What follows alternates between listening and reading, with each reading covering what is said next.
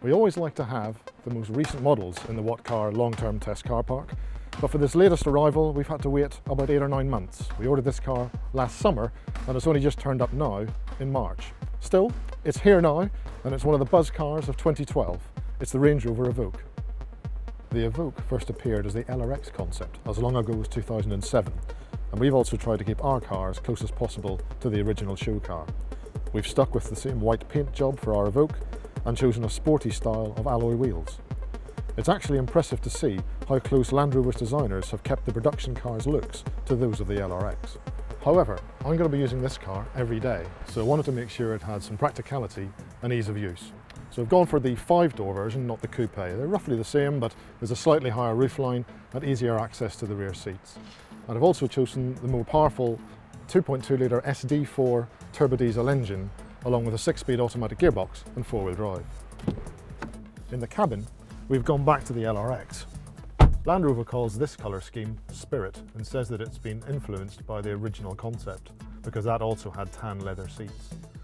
Opinion is split on the combination of brown leather, ivory dashboard, aluminium finish and espresso dashboard top. I'm sold on it, but others, including my wife, are less keen.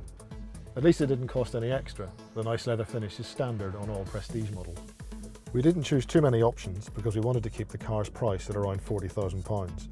You get sat-nav and Bluetooth connectivity as standard, and we didn't see the point of adding in the digital television or the upgraded speaker system. They're both pretty expensive.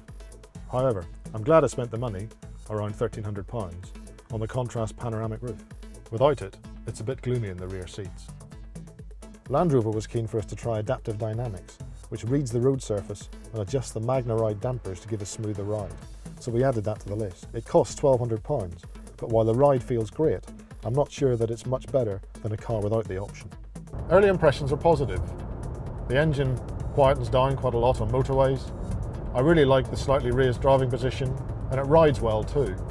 I am a little worried about fuel economy though.